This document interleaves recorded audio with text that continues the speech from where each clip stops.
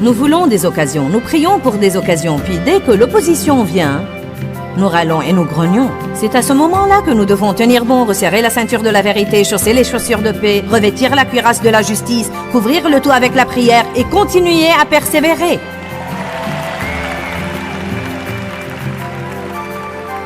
Restez avec nous dans Jouissez de votre vie.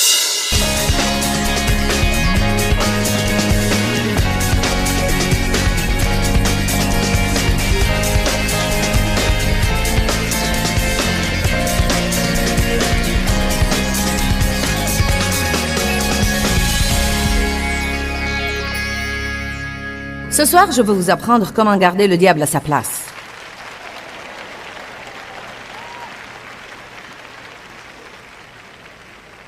Amen. Satan est l'ennemi, Dieu est votre ami. Le diable est mauvais et Dieu est bon. Vous avez l'autorité sur le diable. Et non uniquement les pasteurs. Vous avez l'autorité sur le diable en tant que croyant au Seigneur Jésus-Christ. Dieu vous a créé pour gouverner et pour régner. Pour être la tête et non la queue, en haut et non en bas. Vous êtes censé garder Satan sous vos pieds. Allons à Genèse 1. À commencer par le verset 24. Et Dieu dit que la terre produise des êtres vivants selon leur espèce, bestiaux, petites bêtes, et bêtes sauvages de la terre selon leur espèce. Et il en fut ainsi. Et Dieu fit les bêtes sauvages de la terre selon leur espèce, et les bestiaux selon leur espèce, et toutes les petites bêtes de la terre selon leur espèce. Et Dieu vit que cela était bon. Et Dieu dit, nous, le Père, le Fils et le Saint-Esprit ferons l'homme à notre image, selon notre ressemblance, et qu'il ait l'autorité complète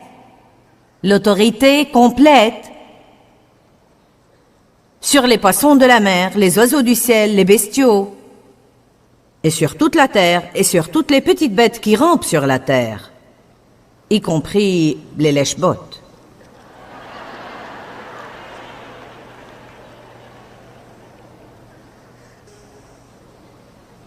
Donc Dieu créa l'homme à son image. À l'image et à la ressemblance de Dieu, il le créa. Mâle et femelle, il les créa.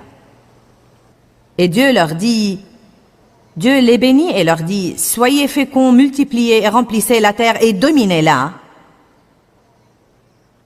En employant toutes ces énormes ressources au service de Dieu et de l'humanité, et dominez sur les poissons de la mer, les oiseaux du ciel et tous les animaux qui rampent sur la terre.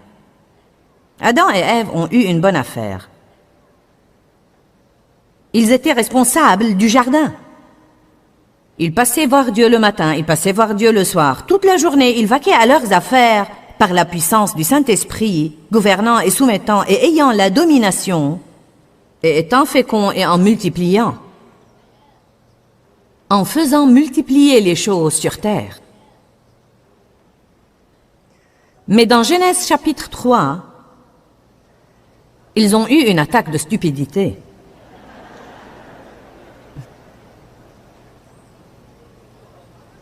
Verset 1. Or, le serpent était la plus astucieuse et la plus rusée de toutes les bêtes des champs que le Seigneur Dieu avait faites. Le serpent qui est évoqué là était Lucifer, qui a été créé par Dieu comme archange, et qui était responsable de l'adoration, mais qui s'était rebellé et a dû être flanqué hors du ciel.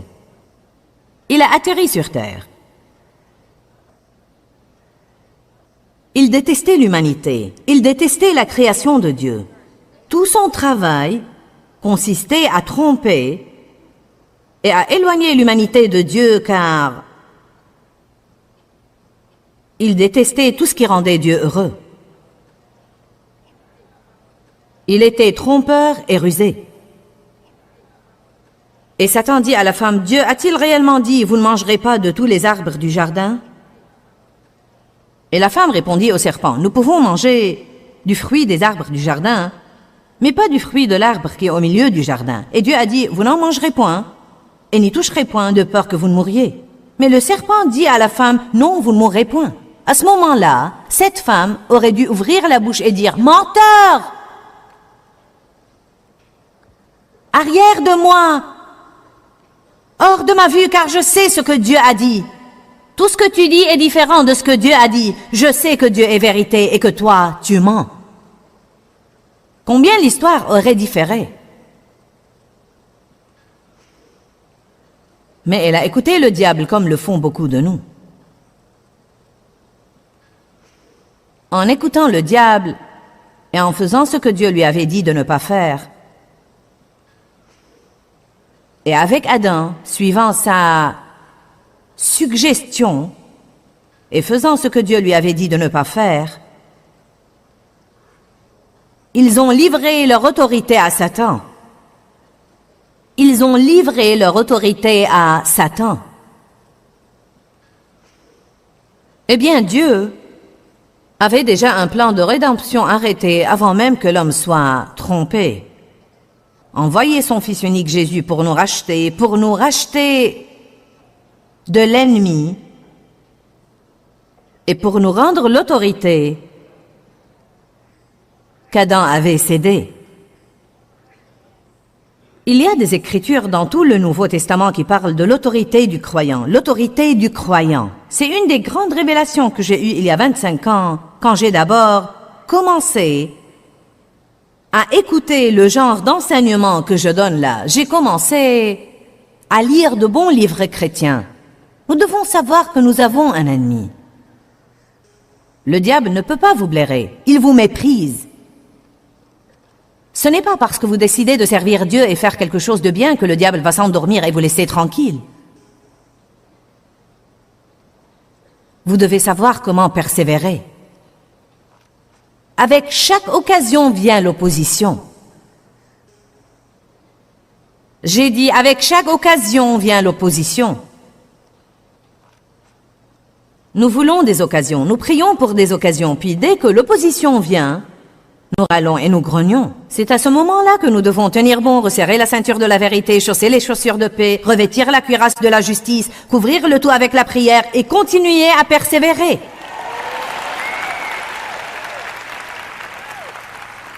Certains se laissent affoler par le diable trop facilement. Vous devez avoir un peu plus de fermeté, la fermeté du Saint-Esprit. Vous devez rendre votre visage dur comme un silex et dire « Je sais ce que Dieu m'a dit, et diable, tu es un menteur, et je vais avoir ce que Dieu a dit que je pouvais avoir. Je vais faire ce qu'il a dit que je pouvais faire, et je vais être ce qu'il a dit que je pouvais être. »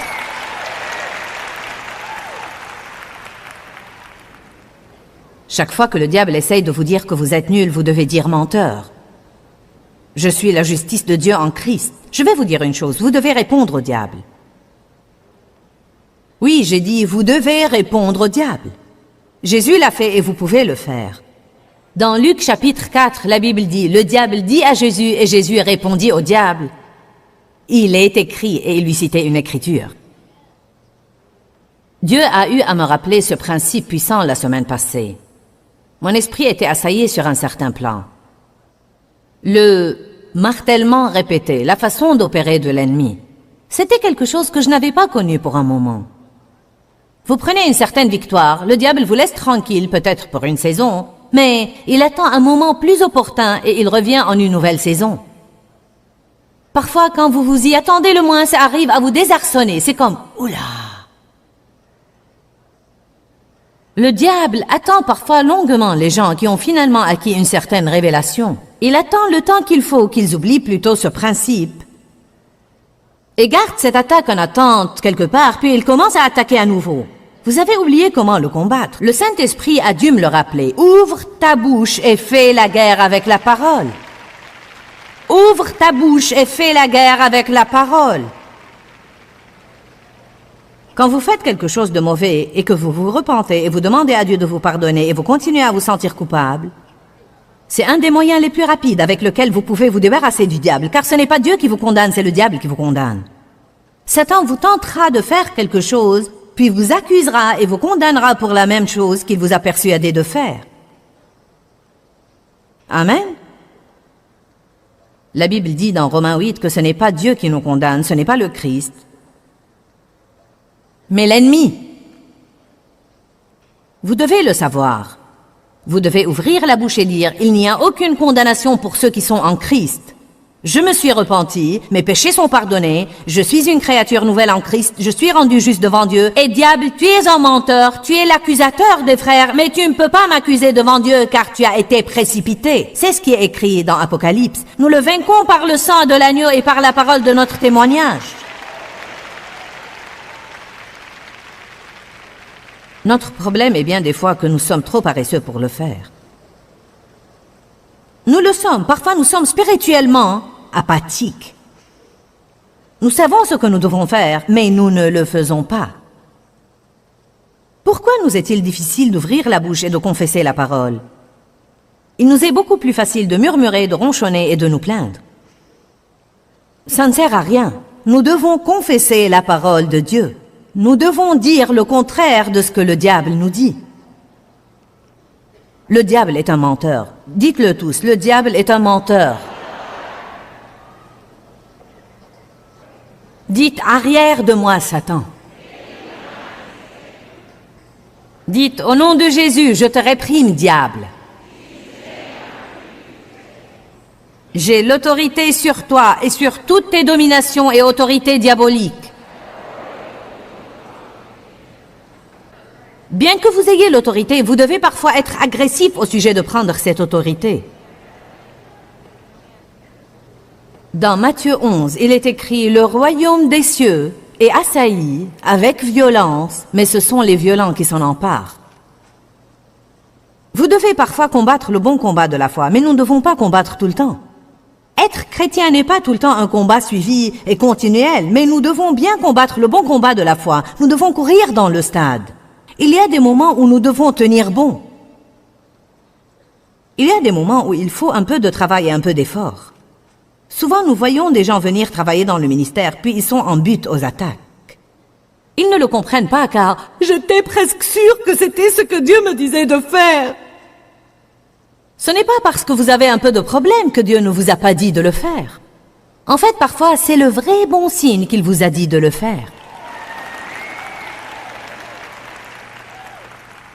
C'est un de ces moments où vous devez arrêter de penser et revenir voir ce qu'il y a dans votre cœur comme nous en avons parlé la veille, ou ce matin, ou je ne sais quand.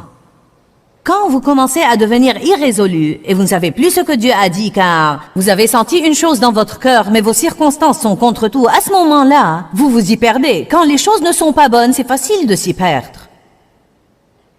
Quand vous souffrez, vous ne savez plus quoi faire. Quand vous avez un manque dans votre vie, quand vous faites tout le bien que vous savez faire et il semble que vous n'avez pas de bons résultats malgré vos essais, c'est dur et ça peut créer la confusion. C'est là que vous devez éteindre cette petite cervelle.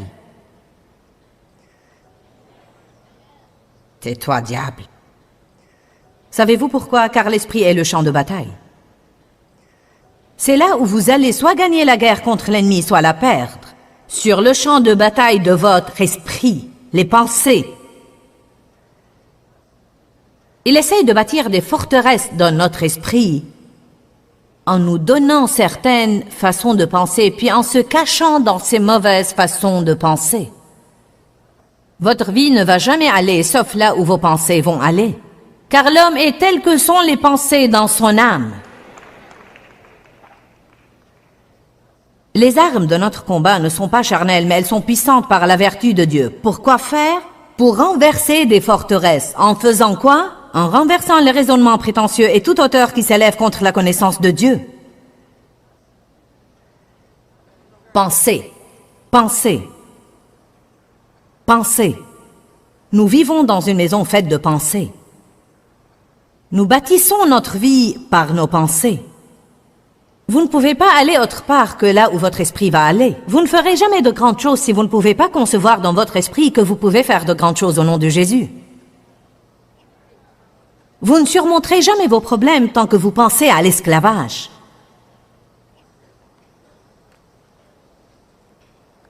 L'esprit est le champ de bataille. L'esprit est le champ de bataille. Les gens ont tellement de problèmes avec leur esprit. J'ai écrit depuis des années un livre intitulé « Le champ de bataille de l'esprit ». Pourquoi? Parce que les gens ont des ennuis avec leur esprit. Satan assaille notre esprit. Satan a dit à Jésus, « Vous savez quoi, je crois qu'il a parlé à son esprit juste comme il parle à notre esprit. » Jésus a dit au diable, « Il est écrit. » Puis l'ennemi a essayé de se servir de Pierre pour porter Jésus à ne pas aller à Jérusalem pour réaliser le plan de Dieu pour sa vie. C'est écrit dans Matthieu 16. Jésus a dit, « Maintenant nous devons aller à Jérusalem et il faut que je souffre là-bas. » Et il a dit que le moment était venu. Pierre a dit, « Oh non Seigneur, cela ne t'arrivera pas, tu ne peux pas aller là-bas. » Jésus a dit, « Arrière de moi Satan, tu es pour moi occasion de chute. » Il ne s'est pas soucié de blesser Pierre, car il savait à qui il avait affaire. Il savait qu'il n'avait pas affaire à Pierre. Il savait qu'il avait affaire à un esprit ennemi qui essayait de se servir de Pierre. Il y a des personnes dans votre vie qui, bien qu'elles soient bien intentionnées, l'ennemi, s'il peut trouver un accès par elles, s'il ne peut pas vous atteindre, il essayera de vous atteindre à travers quelqu'un d'autre.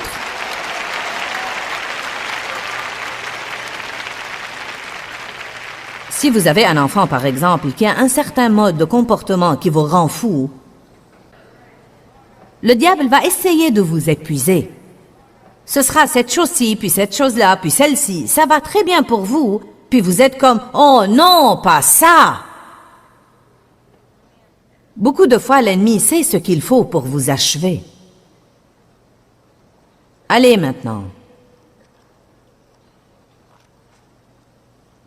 Nous ne luttons pas contre la chair et le sang, mais contre les autorités et les esprits méchants dans les lieux célestes.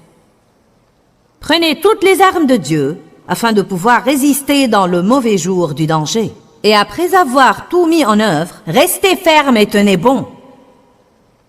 Parfois vous êtes attaqué et vous ne pouvez pas avancer, mais vous pouvez au moins tenir bon et ne pas aller en arrière.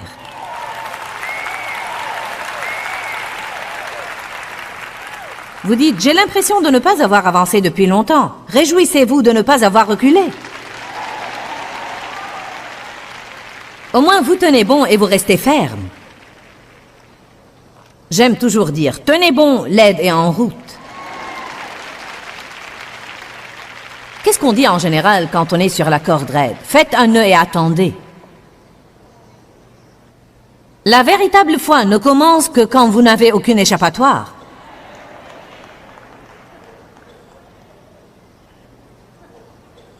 Jésus a dit, plutôt la Bible dit, le Fils de Dieu apparut afin de détruire les œuvres du diable. Si les gens ne sont pas conscients de l'autorité qu'ils ont sur l'ennemi en Christ, ils ont encore une fissure dans leur fondation. Il y a toujours un endroit par lequel Satan peut entrer si vous ne savez pas que vous avez l'autorité sur lui. Je vais vous indiquer le moyen par lequel vous devez exercer cette autorité et certaines des choses que vous devez faire dans votre vie si vous voulez marcher selon cette autorité. Avoir l'autorité est une chose, marcher selon elle en est une autre. Nous avons eu des personnes dans notre direction que nous avons investies d'autorité. Et pourtant, parce qu'ils n'ont pas su comment marcher selon cette autorité, les employés dans leur département ne les écoutaient toujours pas, bien qu'ils aient légalement notre autorité pour gérer ce département, parce qu'ils ne marchaient vraiment pas selon cette autorité. Ça ne leur a servi à rien. Je marche selon l'autorité que Dieu m'a donnée. Quand je monte en chair, je le sens. Je sais que je commande. Je sais que Dieu m'a donné une autorité spirituelle pour gérer ces réunions. Et si n'importe qui essaye de causer du grabuge dans nos réunions, nous les arrêtons. Dieu m'a donné la responsabilité ici. Il n'y a pas de mal à cette attitude. Je ne me lève pas pour l'annoncer tout le temps comme je le fais maintenant, mais je sens cette autorité. Je ne laisse pas cette chair sans surveillance car je crois qu'il doit y avoir une présence d'autorité.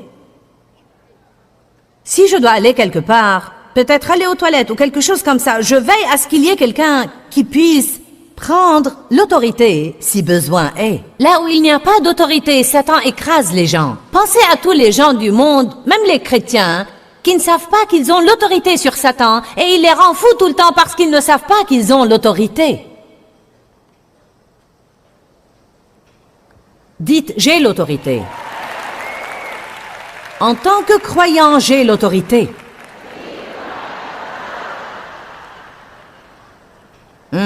Déjà, ça vous fait sentir plus...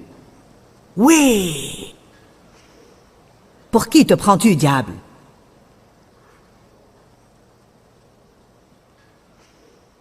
Ne jouez pas au plus fin avec le diable en le tolérant pour 3 semaines pour voir combien ça va devenir grave avant de l'attaquer. La Bible dit dans 1 Pierre 5, « Résistez au diable depuis le début. » Allez, dès qu'il commence à vous mentir, dès que vous commencez à vous sentir déprimé et découragé, attaquez-le. N'attendez pas à ce que vous soyez tellement au fond du fossé qu'il va falloir un camion de chrétiens pour vous retirer.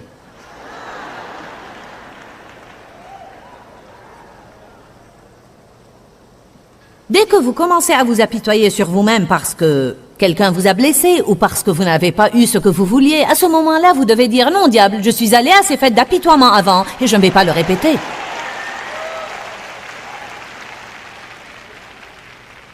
Une des choses que nous devons faire si nous voulons résister au diable, c'est que nous devons apprendre à dire non. Non, diable, non, non, non, je ne vais pas rester fâché. Je ne vais pas rester offensé. Non! Non, je ne vais pas me venger. Je ne vais pas bouder et faire des bêtises. Non, non, non, non, j'ai envie de le faire, mais je ne vais pas le faire.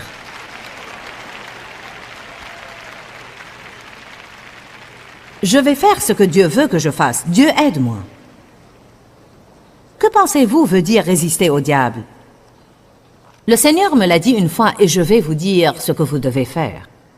Résister au diable ne veut pas dire résister à chaque épreuve que vous vivez. Cela veut dire que dans cette épreuve, résister à agir comme le diable. Dois-je vous le dire à nouveau? Autrefois, je pensais, résister au diable veut dire que je n'étais jamais censé avoir un problème. Chaque fois que j'avais un problème, je disais, je réprime ceci. Et les problèmes continuaient d'affluer, je ne comprenais pas. Je n'avais pas encore eu la révélation que Satan s'oppose à nous. Qu'il y avait une opposition. Voilà pourquoi nous avons besoin de foi, de ténacité et de détermination. Voilà pourquoi nous devons régler nos pensées et continuer à les régler, comme dit la Bible dans Colossiens 3. Nous ne devons pas être irrésolus. Le Seigneur m'a dit un jour, tu ne dois pas résister à l'épreuve, tu dois résister à agir comme le diable pendant l'épreuve.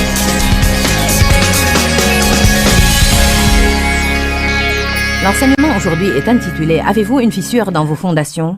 Et j'espère vous avoir aidé par cette parole à boucher certaines des fissures que vous avez peut-être trouvées dans les fondations de votre foi ou les fondations de votre marche avec Dieu.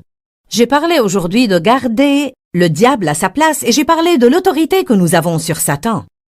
Tant que nous ne comprenons pas que nous avons une autorité sur l'ennemi, nous le laissons nous marcher sur les pieds.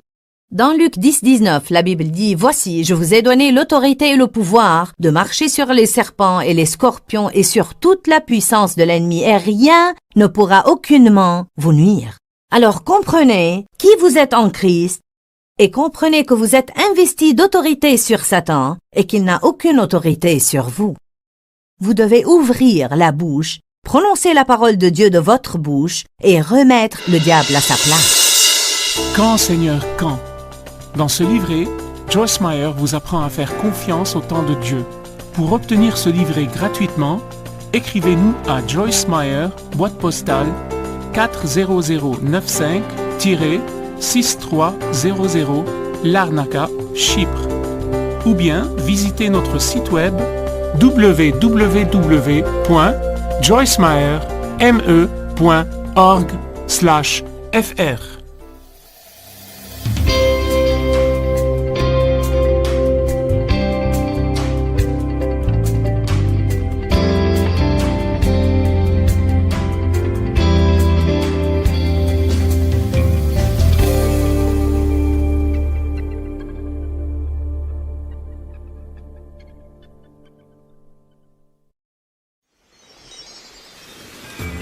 Il y a des choses que vous gardez alors que Dieu vous a dit de les donner. Il y a des gens que vous fréquentez toujours alors que Dieu vous a dit de vous éloigner d'eux. Il y a des situations que Dieu vous a dit d'affronter et vous les tolérez toujours car vous avez vraiment peur de les affronter.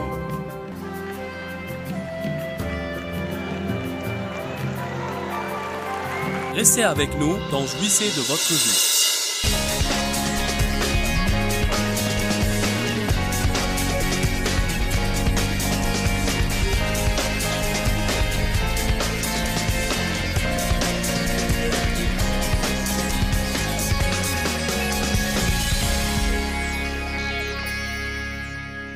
Disons cela à nouveau. Voici, je vous ai donné l'autorité. Eh bien, s'il nous l'a donnée, nous l'avons alors. Voici, je vous ai donné l'autorité et le pouvoir de marcher sur les serpents et les scorpions, et une puissance et une capacité physique et mentale sur toute la puissance que l'ennemi possède, et rien ne pourra aucunement vous nuire. Cela veut-il dire que rien ne s'opposera jamais à vous, ou que vous n'aurez jamais un rhume ou un virus? Non.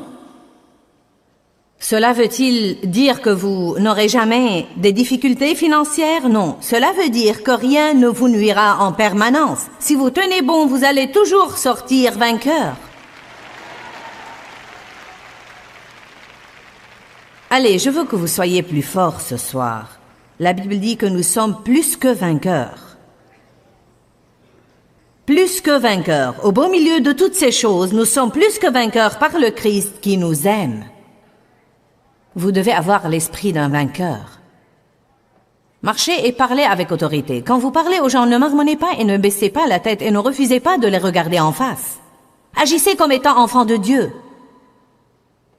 Nous sommes un royaume de sacrificateurs pour Dieu, oint du Saint-Esprit.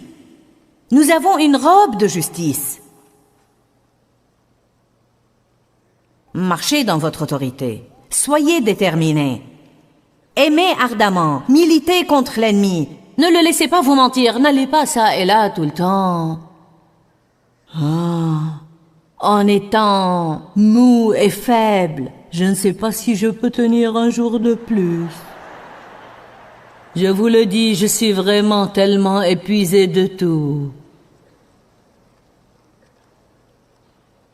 Vous devez venir à une réunion comme celle-ci et prendre quelques doses de Saint-Esprit pour vous raviver et pour sortir.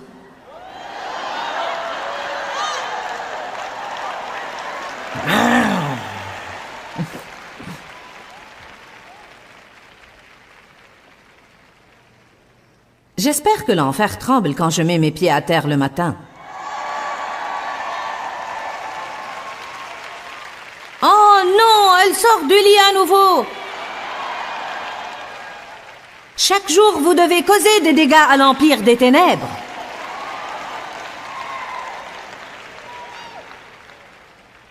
Éphésiens 1.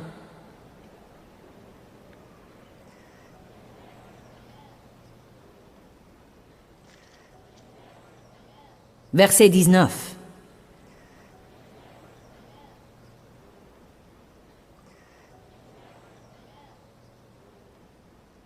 Nous enseignons au sujet de garder le diable à sa place. Et pour que vous puissiez connaître et comprendre quelle est l'infinie et l'illimitée et l'incomparable grandeur de sa puissance en et envers nous qui croyons, manifestée dans l'œuvre de sa puissante force qu'il a déployée en Christ en le ressuscitant des morts et en le faisant asseoir à sa droite dans les lieux célestes, bien au-dessus de toute autorité et puissance et pouvoir et souveraineté et de tout autre nom qui puisse être nommé, au-dessus de tout autre titre qui puisse être conféré, non seulement dans ce siècle et dans ce monde, mais encore dans le siècle et le monde à venir.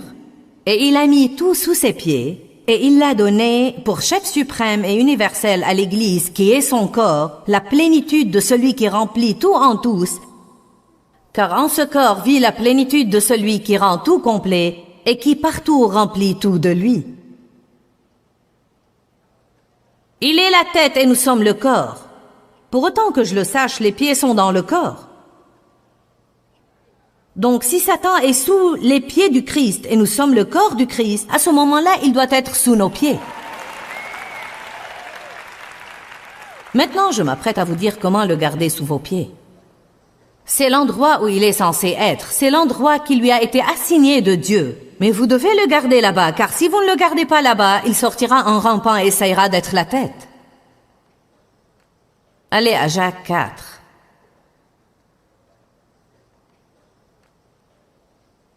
N'avez-vous pas l'impression que ça va être bon?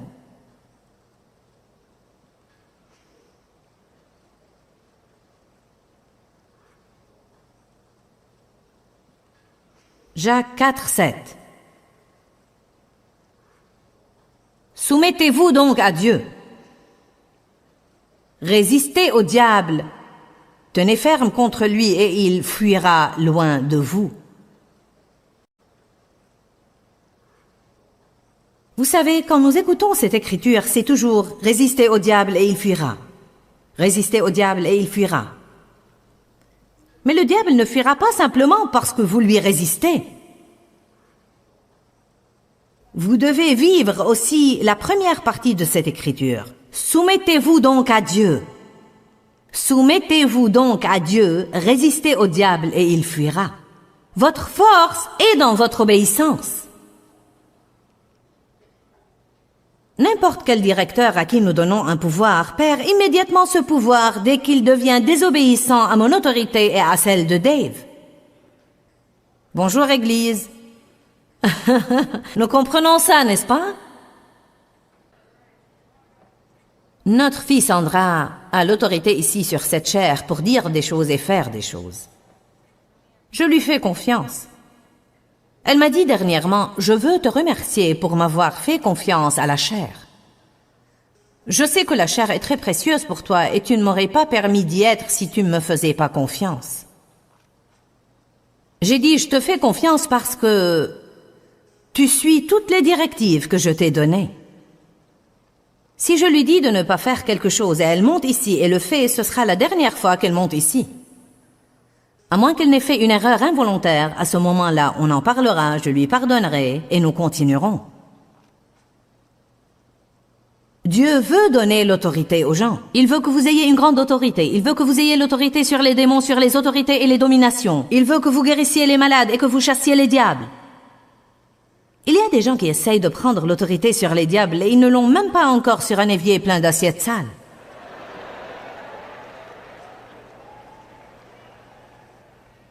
Comment allez-vous gérer le monde si vous n'arrivez pas à mettre de l'ordre chez vous? Oh, tu sais, je ne veux pas parler de ces trucs. Parlons plutôt des choses spirituelles. Soumettez-vous à Dieu. Soumettez-vous donc à Dieu. Je peux vous le dire en un mot. Dieu me l'a donné aujourd'hui. Voilà le moyen de soumettre le diable. Vous soumettez le diable en restant sous la puissante main de Dieu. Vous soumettez le diable en restant sous la puissante main de Dieu. Humiliez-vous sous la puissante main de Dieu afin qu'il vous élève au temps convenable. Si je me soumets, le diable se soumet.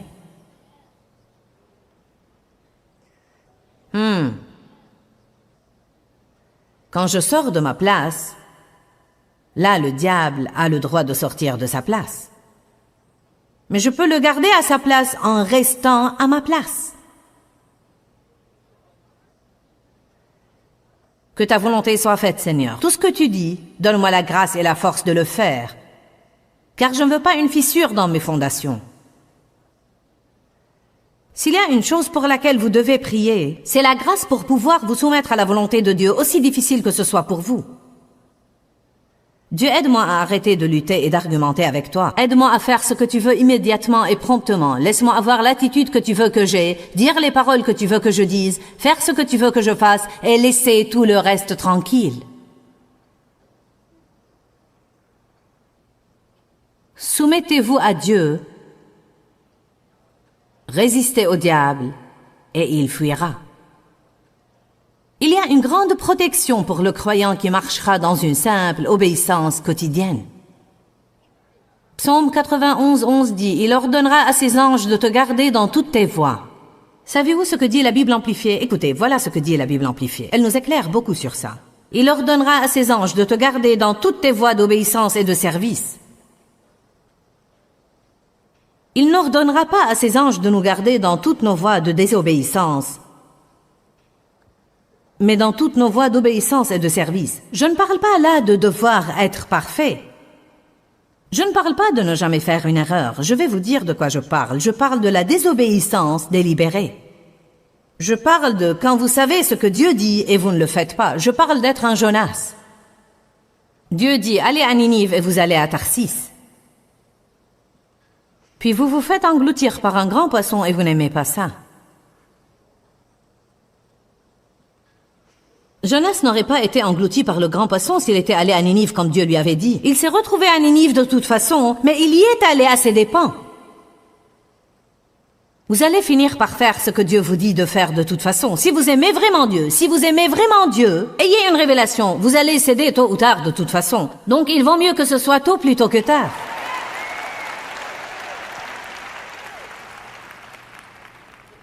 Autrefois, je ne comprenais pas ça quand mon mari me le disait, car Dave connaissait beaucoup de choses spirituelles quand nous nous sommes mariés et je ne savais rien.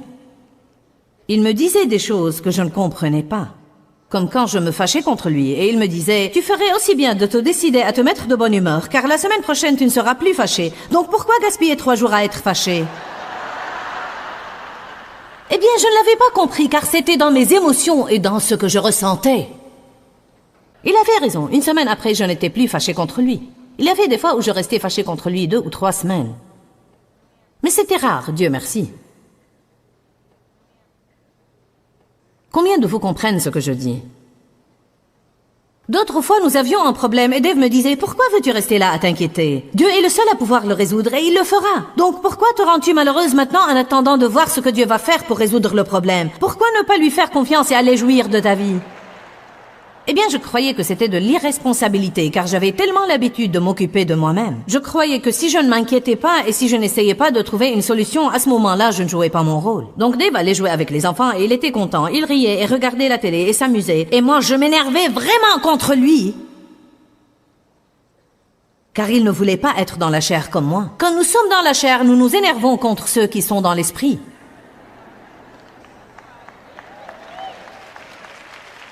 Si vous essayez d'être négatif, vous ne voulez que personne vous remonte le moral. N'essayez pas de me dire que ça marchera, car ça ne marchera pas.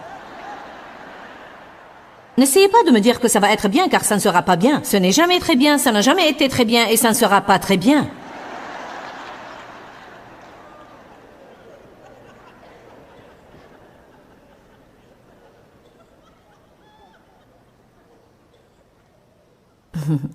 J'étais comme Jonas. Je me suis retrouvée à Ninive, mais j'ai pris le chemin le plus long. J'ai pris la route de « Allons nous faire engloutir par le grand poisson et vivre dans son ventre quelques jours avant de décider d'obéir à Dieu. » Je voulais entrer là-dedans avec toutes les ordures et la puanteur. Et les algues entrelacées autour de ma tête. Allez maintenant.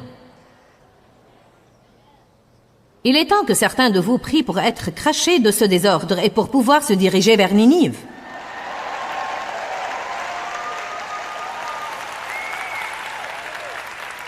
Savez-vous ce qui n'allait pas chez Jonas? Il ne pensait pas que Dieu devait bénir Ninive. Il ne voulait pas qu'ils se repentent et changent car il ne les aimait pas. N'êtes-vous pas furieux quand Dieu vous dit d'aider quelqu'un que vous n'aimez pas, hein? Quand Dieu vous dit de prier pour quelqu'un contre qui vous êtes fâché, ou de lui envoyer un cadeau quand vous avez envie de lui flanquer une gifle, Dieu n'a-t-il pas de drôles d'idées? Les derniers seront premiers et les premiers derniers. Si vous voulez posséder, donnez ce que vous avez. C'est comme si votre cervelle tournait.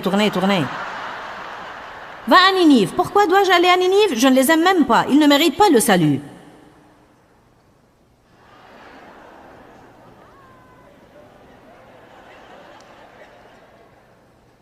Oh, ce n'est pas parce que nous ne sommes pas d'accord avec Dieu que nous ne devons pas lui obéir. Ce n'est pas parce que ce n'est pas logique que nous n'allons pas lui obéir. Il y a des personnes assises dans ce bâtiment ce soir qui ont d'immenses fissures dans leur fondation. Car il y a des choses que vous savez que Dieu vous a dit de faire et vous ne les avez pas encore faites. Il y a des choses que vous gardez alors que Dieu vous a dit de les donner. Il y a des gens que vous fréquentez toujours alors que Dieu vous a dit de vous éloigner d'eux. Il y a des situations que Dieu vous a dit d'affronter et vous les tolérez toujours car vous avez vraiment peur de les affronter.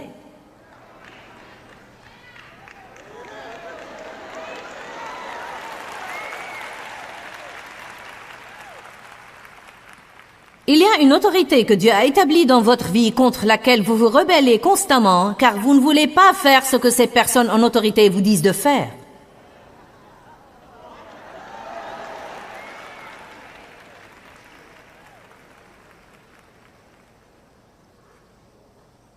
Vous n'allez jamais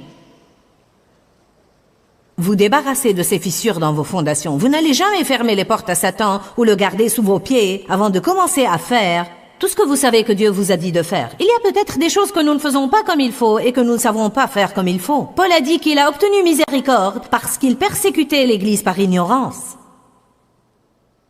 Dans les domaines où nous sommes ignorants, Dieu nous donnera miséricorde. La Bible dit, quand vous savez faire ce qui est bien et vous ne le faites pas, vous commettez alors un péché. Si je sais pardonner et dans mon entêtement je ne pardonne pas. Si je suis en colère contre Dave, je me suis mise en colère et je me suis fâchée et nous nous sommes querellés, je n'avais pas l'impression qu'il avait raison. Mais Dieu commence à me parler en disant que je dois aller dire « Désolé et oublions et continuons, mais je ne veux pas faire ça !» Je sais que Dieu m'a dit de le faire, mais je ne veux pas le faire. Je sais que Dieu m'a dit de le faire, mais je ne veux pas le faire. Mais je sais que Dieu m'a dit de le faire. Je sais que la Bible dit que le soleil ne se couche pas sur votre colère. Je sais qu'au moins je ferais bien d'arranger les choses avant d'aller me coucher. Il commence à faire nuit, mais je suis toujours têtue. Est-ce que vous me comprenez ce soir? Nous ne parlons pas de ce qui est juste. Nous ne parlons pas de ce qui semble équitable. Nous parlons de l'obéissance. Enfin Dieu, je me suis excusée la fois passée. Je ne pense pas que ce soit juste. Je suis toujours celle qui doit s'excuser. Pourquoi est-ce toujours moi? C'est toujours moi. Pourquoi ne lui parles-tu pas? Peut-être qu'il aurait parlé à l'autre personne si elle voulait écouter, mais elle ne veut pas. Et vous avez écouté ce que Dieu a dit, donc vous devez le faire. À nouveau. Il y a eu des moments où je me suis endormie au bord du matelas car je voulais m'éloigner de Dave. Et je me couchais là et je gelais toute la nuit car je ne voulais pas lui demander une couverture.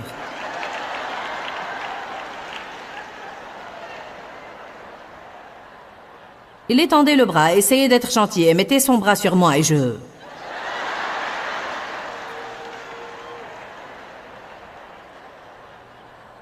Quand vous êtes fâché contre quelqu'un et il vous touche, vous devenez raide, comme une planche. Allez à Éphésiens 4 avec moi. Allez, nous allons nous amuser ce soir. Peut-être que c'est amusant, mais j'espère que ça va vous inciter à arranger certaines choses. Certaines de ces choses que vous remettez, il est temps de faire quelque chose à leur propos. Il est temps de boucher ces fissures. Éphésiens 4, 26. Quand vous vous mettez en colère, ne péchez point. Ne laissez jamais votre colère, votre exaspération, votre fureur ou votre indignation durer jusqu'à ce que le soleil se couche. Et ne donnez pas de place ou d'accès au diable. Ne lui donnez pas d'occasion. Combien de vous comprennent ça? Ne donnez pas au diable cette occasion. Allez à...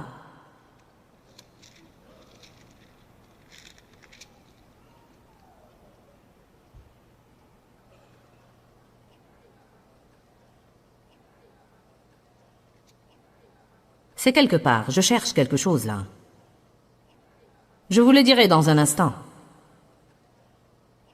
Alléluia. Da, da, da, da. 2 Corinthiens 2, verset 10. 2 Corinthiens 2, 10 et 11.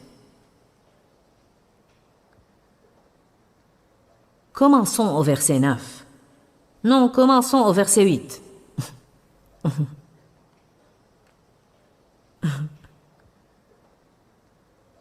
Commençons au verset 7. 2 Corinthiens 2, 7. Paul essaye de les porter à réintégrer un frère et de lui pardonner.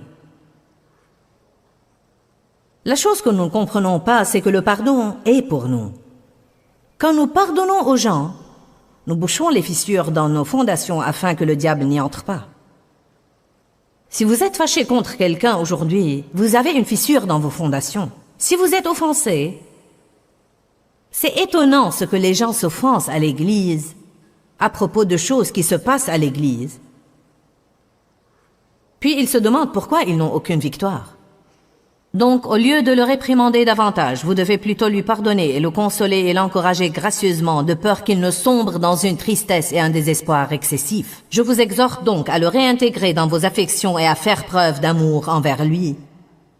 Car c'était mon but en vous écrivant pour tester votre attitude et voir si vous résistez à l'épreuve, si vous êtes obéissant et complètement d'accord pour suivre mes ordres en tout ce que je dis. À qui vous pardonnez, je pardonne aussi. Et ce que j'ai pardonné, si j'ai pardonné quelque chose, c'est pour vous en présence et avec l'approbation de Christ le Messie, afin de ne pas laisser à Satan l'avantage sur nous, car nous n'ignorons pas ses ruses et ses desseins.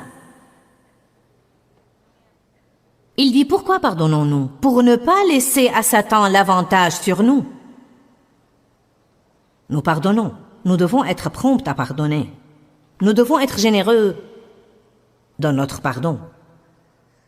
Quoi que ce soit, ça peut être 1000 choses différentes. Jacques 4,13 dit, quand vous savez faire ce qui est bien et vous ne le faites pas, vous commettez un péché. Nous ne sommes pas bêtes, nous savons quand nous ne traitons pas bien les gens.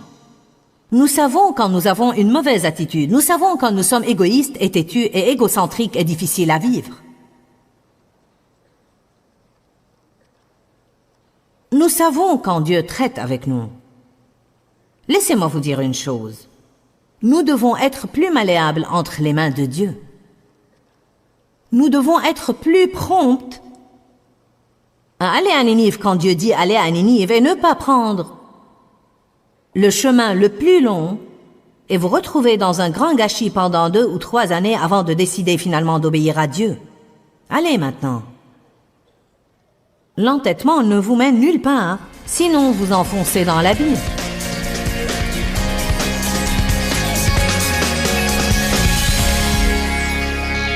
L'enseignement aujourd'hui est intitulé « Avez-vous une fissure dans vos fondations ?» Et j'espère vous avoir aidé par cette parole à boucher certaines des fissures que vous avez peut-être trouvées dans les fondations de votre foi ou les fondations de votre marche avec Dieu. J'ai parlé aujourd'hui de garder le diable à sa place et j'ai parlé de l'autorité que nous avons sur Satan. Tant que nous ne comprenons pas que nous avons une autorité sur l'ennemi, nous le laissons nous marcher sur les pieds. Dans Luc 10,19, la Bible dit « Voici, je vous ai donné l'autorité et le pouvoir de marcher sur les serpents et les scorpions et sur toute la puissance de l'ennemi, et rien ne pourra aucunement vous nuire. » Alors comprenez qui vous êtes en Christ et comprenez que vous êtes investi d'autorité sur Satan et qu'il n'a aucune autorité sur vous. Vous devez ouvrir la bouche, prononcer la parole de Dieu de votre bouche et remettre le diable à sa place. Quand, Seigneur, quand? Dans ce livret, Joyce Meyer vous apprend à faire confiance au temps de Dieu. Pour obtenir ce livret gratuitement, écrivez-nous à Joyce Meyer, boîte postale 40095-6300, Larnaca, Chypre. Ou bien visitez notre site web www.joycemeyer.org/fr.